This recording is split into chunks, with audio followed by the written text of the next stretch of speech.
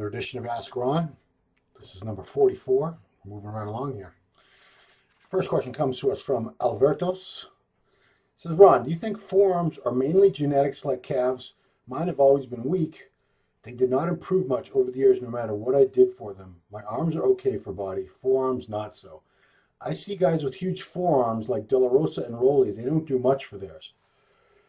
I don't think they do anything for them, to be honest with you. In fact, very few of the bodybuilders I've ever spoken to have done any forearm training.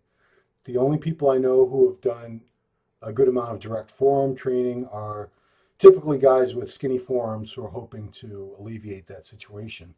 And it doesn't seem to work very well, very often. So anytime you see someone with really impressive forearms, take note of where the muscle bellies insert. Okay, so it's like calves. Calves can insert way up near the knees, below the knees, and that's when you have people who are never going to have any calf development, or they can go pretty much all the way down to the Achilles tendon, to the bottom of the ankle, and those are the people with these massive calves like Flex Lewis, Eric Fankhauser, the late Mike Matarazzo, Dorian, all had very low insertions. So there's a lot of muscle cells, a lot of muscle tissue to build there. We'll get to calves in a minute, but forearms seem to be a little different, more resistant. It's also very dense muscle like the calves, but they're even denser. And if you don't believe me, flex your forearm. It's hard. It's very, very dense muscle tissue. You use your forearms constantly, all day long, not just in the gym. I mean, anything you do, picking stuff up, opening jars, whatever you're doing, washing dishes, forearms are involved somehow. You can't really do anything with the upper body without somehow involving the forearms. So they're getting plenty of work. But again, look at the insertions. If your forearms insert way up near the wrist, you're probably going to have pretty good forearms no matter what you do. Just from holding on to weights, for your chests, your back, your shoulders, your arms, for all those things, pushing and pulling, your forearm extensors and flexors, the top and the bottom muscle groups, they're going to be pretty well developed. For other people who have much shorter forearms, they insert way, way closer to the elbow. There's not a lot you can do. You can certainly improve them to a point. Train them. I would train them as often as 3-4 times a week. I wouldn't do them the day before, something like back. That's going to limit your back workout for sure, but you can do wrist curls, reverse wrist curls. You can get those little gripper things. Train them a lot. They will improve somewhat. And, someone has used example like people do manual labor. A good example are plumbers. Plumbers spend hours and hours every day screwing and unscrewing. And they usually do have pretty beefy forearms. So I think if you want to improve your forearms and you are willing to spend hours and hours every day, with a wrench or something, sure, they're gonna get as good as they're gonna get. They're gonna grow a significant amount. But as far as doing 4 or 5 sets of wrist curls and reverse wrist curls a few times a week, he'll get some development for sure. They're gonna get better than they are, and that's all you can do. But are they gonna be these massive Popeye forearms like Flex Lewis has? No, I mean these guys have 18-inch, 17, 18-inch forearms. I'm not even talking about the upper arm. That's 20, 21, 22 inches, and it's because the muscles are so long, the muscle bellies insert so low that they're mechanically getting involved that much more, and they're getting stimulated that much more, and they have that much more muscle cell volume to work with, so it's going to develop a lot more. Calves are different. I do believe you have a better chance of improving your calves. And the reason is because I think most people give up on their calves. They either don't train them or they barely train them. They'll train them at the very end of a leg workout. They've already been doing squats, leg presses, hack squats, leg curls, leg extensions, stiff leg deadlifts. They've been training legs for an hour, hour and a half, 2 hours maybe, and then they're like, okay, time for calves. Of course, you're not gonna be able to put a lot of effort and concentration, energy into them at that point. So I would train them on either at the very beginning of leg day, which it's not gonna have a negative impact on the rest of your leg workout. It really won't. I would do that, or I would do them on the off days, and I would hit them 3 times a week. One thing that I would do is every other workout. So if you're doing them, say Monday, Wednesday, Friday, for example, I would do gastroc one day. So that's gastrocnemius, is the main muscle group. So standing calf raises on the leg press, calf raises on the hack squat. If you have one with the platform is raised off the ground and you can get a good stretch on them. Do those one day, and the next day do a lot of seated calf raises. I would mix up the rep range. I would do reps as low as 8 to 10. I would do 15 to 20. I would do 20 to 30 drop sets, supersets, rest pause, anything you can throw at them, because it's a very stubborn muscle group. You walk on them all day long. It's very dense muscle tissue. And if you've been training them for years and years and they haven't really responded much, either you've maxed out your development, or more likely you haven't really applied yourself to them and trained them often enough and given them enough attention. And if you do that, they will come up somewhat. Are you going to have calves like these guys we talked about? No. A lot of these guys, like Flex Lewis, he doesn't train his calves. Mike Matarazzo, the late Mike Matarazzo, did not train his calves. In fact, he couldn't do most forms of cardio because his calves would get so pumped up. I think he had to just do stationary bike. I think treadmill, if he put it on an incline, his calves would pump up so much it became painful, he had to stop. So, if you're in that situation where your calves grow too easily, you can't train them, which some of these guys are, you'd know it by now, believe me. Now let's move on. What bothers you the most that you see in Instagram video training clips? 2 things. I've talked about this one before. These max single deadlifts, they're everywhere. Everyone is doing max deadlifts now. That's great. It's great if you have a goal and you want to, you're deadlifting 315 and you want to do 335, whatever. You have personal goals. I think the popularity came about because a lot of people figured out, of the 3 power lifts, squats, bench presses, and deadlifts, statistically speaking, most people are going to be better, relatively speaking, in the deadlift than they are the other lifts. A lot of people, they're never going to, due to structural issues or whatever, they're never going to squat a whole lot. They're never going to bench press a whole lot. Nothing that's going to be impressive, but people have figured out they can pull a lot of weight off the floor. It's mechanically, they're good at it. So you see a ton of these now, tons of people doing these max single deadlifts, proudly posting it. And like I said, who am I to tell you what to do and what you can be proud of and what your goals should be? Do whatever you want. But if you're a bodybuilder, and I've said this many times, if you consider yourself a bodybuilder and the main purpose of being in the gym for you is to develop your physique to its utmost capacity, then 1-rep sets they're worthless. There is no point in doing them. If you're trying to build the best arms you can, you don't try to max out and do a 225-pound barbell curl for 1 rep. That's not going to do a damn thing for you, for your biceps, because they need to be under tension. The muscles need to be under tension to stimulate those growth responses and the reactions inside the myofibrils and all that you need. And you're not going to get it in a split second, a burst of power. And like I said, that's fine, but stop with the max deadlifts if you're calling yourself a bodybuilder. It's something you can do for fun or whatever, but it annoys me. The other thing, lately I'm seeing a lot of really bad barbell rows. Not that this hasn't been going on since barbell rows have been around, but lately I'm seeing a lot of people who they're almost standing straight up. I'm going to demonstrate. This is what they're doing. So they're about this angle, and they're just doing this quick yank thing. So the lats have nothing to do with that, pretty much nothing at all. They're certainly not getting any kind of contractions in the lats. They're not stimulating any muscle growth there. I don't care how much weight you're putting on there, especially because they're going too heavy.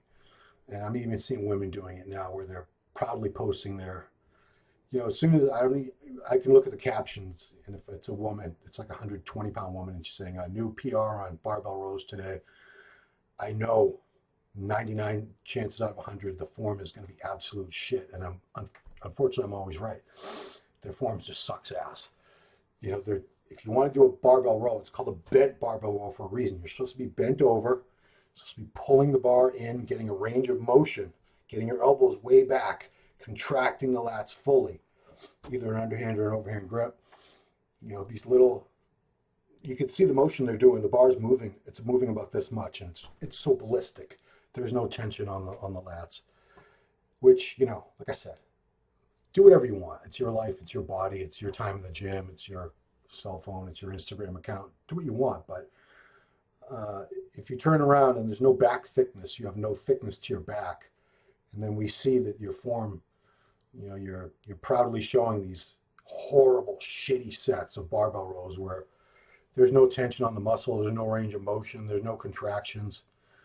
It's easy to see why your back is not, you don't have any back thickness. And they say shows are won from the back.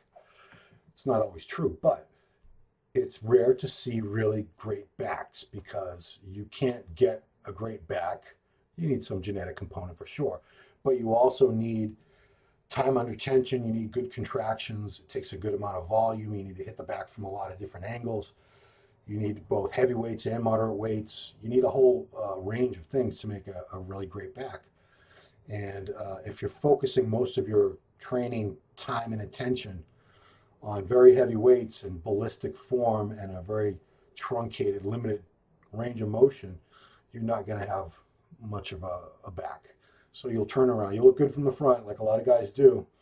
I can't tell you how many shows I've been to, these regional shows and national shows, but national shows are where you really see it happen because there's lineups of guys.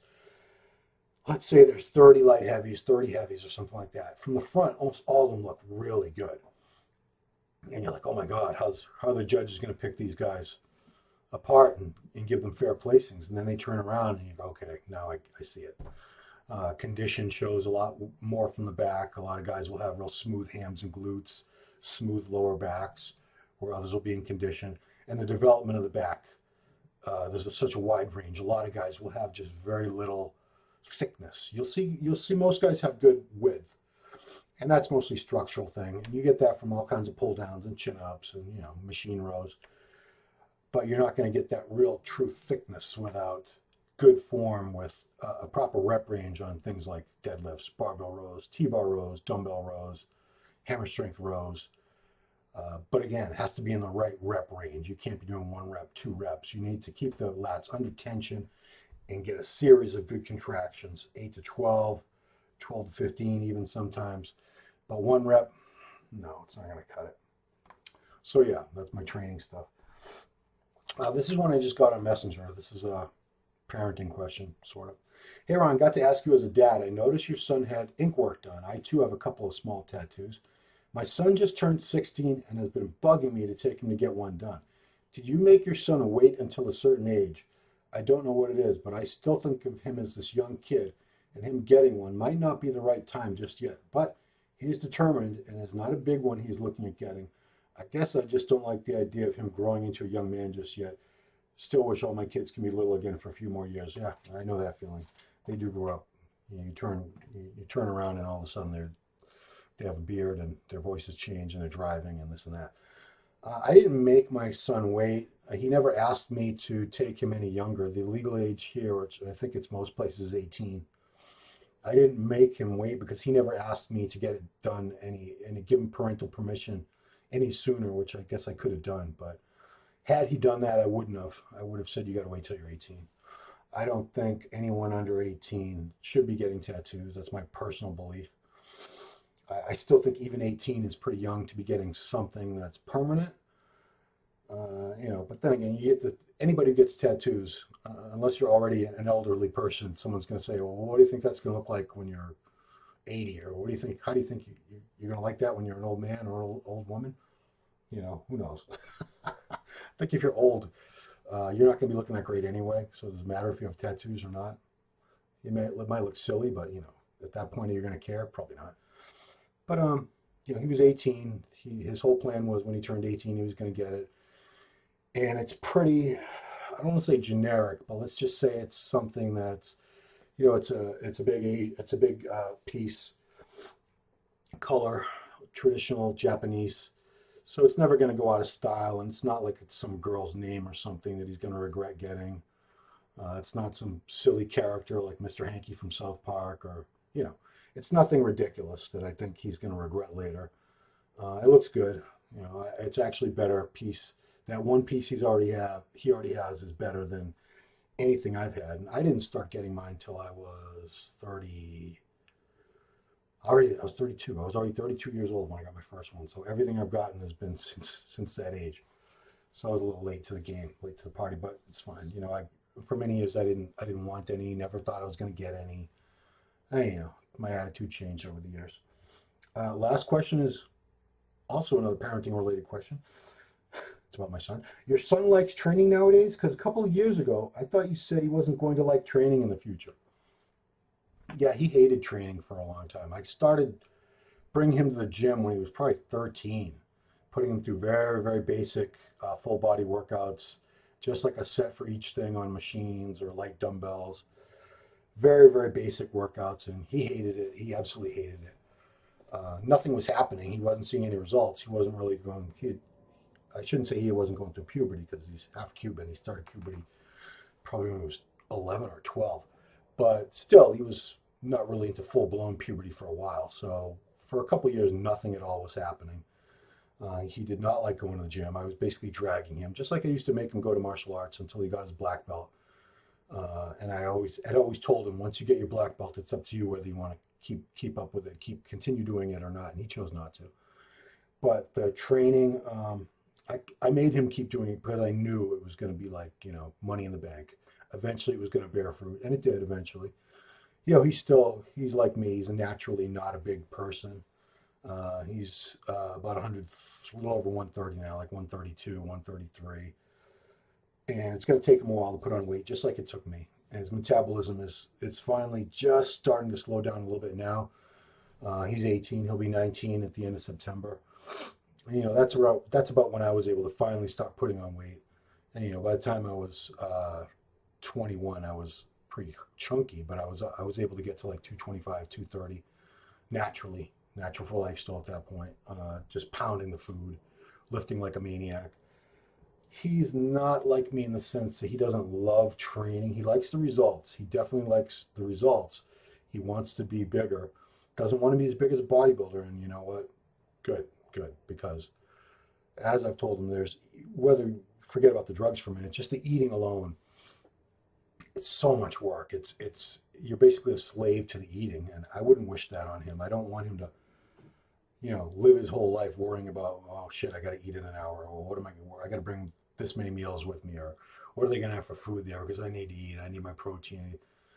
You know, that's fine for me. It's fine for a lot of you guys out there. I don't want him to have to go through that if that's not his dream. His dream isn't to be a bodybuilder.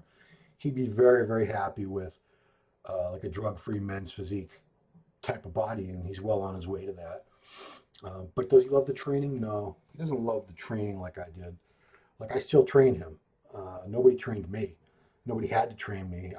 Not that I knew what I was doing. I really didn't, but I was very, very passionate about training. I mean, I remember if I was going like, there was some point in high school where every summer we'd go up to New Hampshire for a week. We had a cabin that we would rent. And the last time we went up there, I remember taking weights with me because I wanted to make sure I got my curls and my skull crushers and my little shoulder presses. Took an easy curl bar and some weights with me. I did my workout up there a couple times, 3 times that week. Even before weights, I was fanatical about it. I remember being like 11, 12 years old doing push-ups, you know, late at night in my room, sit-ups. I would do like 300 sit-ups, 300 push-ups. If I could find something to do chin-ups off, I would do chin-ups. I mean, this was before I had any weights. And once I got weights, I got a weight set at home. You know, I was using that constantly. Didn't know what I was doing. Had no idea. You know, there was a little manual. I was following the little illustrations and stuff, but you know, it didn't matter. I had so much enthusiasm for it. I had to get big. I just had to. It was like a need. It was going to happen no matter what. I was not going to accept anything else as an option. I was going to get bigger and stronger no matter what. And you either have that or you don't. You can't instill that in someone. You can't make somebody have that quality. They either have that burning desire to be bigger and stronger, and nothing's going to get in their way. Nothing. That's how I was. Or you don't have it. And, you know, he's not at that. He doesn't really have it to that point like I did, which is fine. You know, it's going to be part of his life. It's not going to be his whole life. And that's good because, you know, he's going off to be a major in marine biology and stuff. And I don't want his whole life to be about lifting weights and protein shakes and chicken breasts and, you know, sweet potatoes. I mean, there's more to life. So I want him to experience more life and not be so focused and worried about his next meal, his next workout constantly. More balance. I wish him more balance, and that's about all. So this has been a shorter one, but I wanted to get some questions out because I'm getting them and I want to handle them for you guys. Hope you all had a good Mother's Day, and I'll see some of you guys in New York at the New York Pro this weekend. Yeah. Thanks for watching. Bye bye.